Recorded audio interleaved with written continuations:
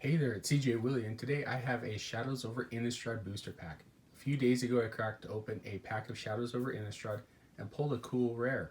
Check out the video in my playlist titled Cracking Magic the Gathering Booster Packs. With my success in pulling a great rare in the previous Shadows over Innistrad booster pack, I'm going to give it another try to see if I can keep my lucky streak intact. Will I pull an outstanding mythic like Relentless Dead, Sorin Grim Nemesis, or Archangel Avacyn? Will I pull an awesome rare like Anguished Unmaking, Cryptolith Rite, Tireless Tracker, or Diagraph Colossus? Anyway, as I flip through the cards, I'm going to rate each card based upon the premise that it would either make it into one of my casual, modern, or pioneer decks, or it will be going straight into my enormous trade box. Let's get to cracking this pack. And as usual, either a white or blue common is on the front of the pack. Nagging Thoughts, 2 mana, 1 and a blue sorcery. Look at the top 2 cards of your library, put one of them into your hand and the other into your graveyard. Madness for 2 mana, 1 and a blue. Madness made its return in Shadows over Innistrad. It made this card somewhat powerful if you could use a discard effect. Vessel of Ephemera, 2 mana, 1 and a white enchantment. Pay 3 mana, 2 and a white. Sacrifice Vessel of Ephemera. Put 2 1/1 white spirit creature tokens with flying onto the battlefield. The vessels were an easy way to get an enchantment into your graveyard and help fuel Delirium. Lamplighter of Sell-Off, 5 mana, 4 and a blue. Zombie Horror at 3/5.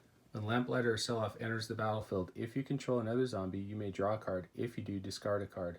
It's a nice looting effect, but just like the past couple of cards, trade box. Wicker Witch, 3 mana, artifact creature scarecrow at 3/1.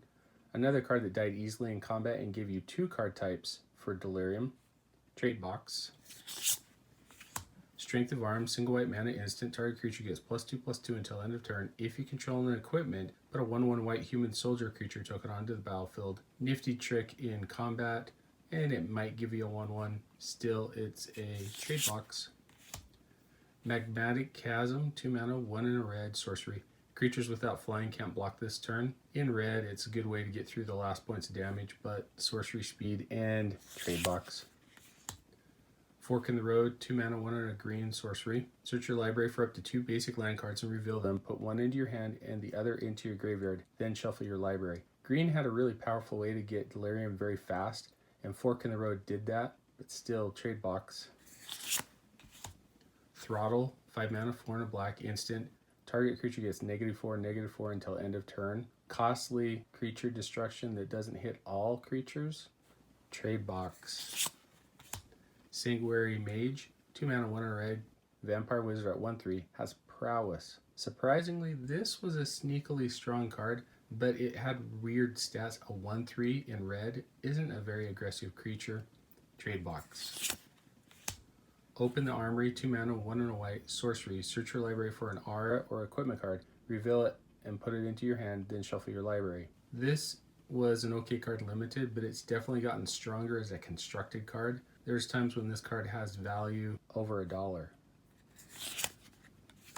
Tooth Collector, 3 mana, 2 and a black, human rogue at 3/2. When Tooth Collector enters the battlefield, target creature an opponent controls gets -1/-1 until end of turn.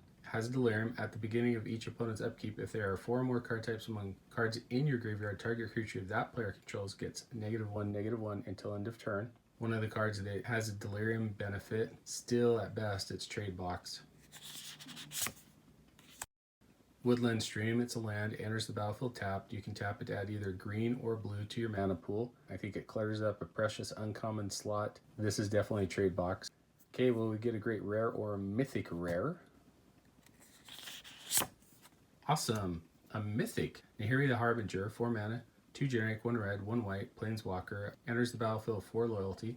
+2, you may discard a card. If you do, draw a card. -2, exile target enchantment, tapped artifact, or tapped creature.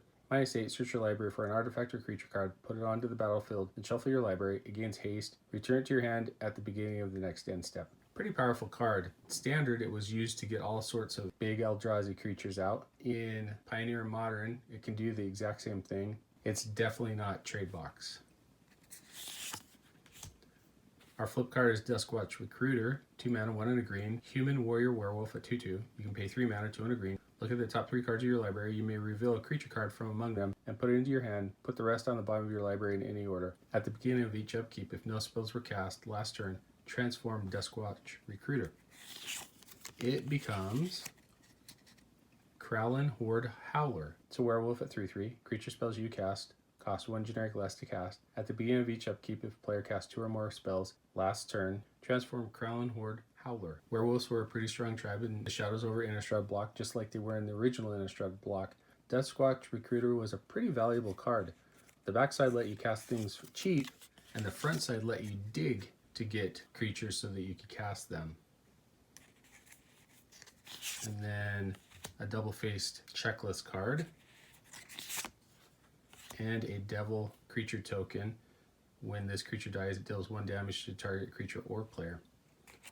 My favorite card or best card out of the pack would be a competition between Duskwatch Recruiter and Nahiri. If I were in draft, I would take Duskwatch Recruiter because it's more powerful. But long-term, Nahiri the Harbinger is a planeswalker that lets you pull off a lot of shenanigans. If you can get to the -8, you're able to grab something in your deck like an Emrakul, Ulamog, etc. and put it directly onto the battlefield. Anyway, I hope you enjoyed the video. If you did like it, please subscribe and share. Take some time to tell me in the comment section what was your favorite card or the best card out of the pack. Till next time when I'm back to crack another Magic the Gathering booster pack.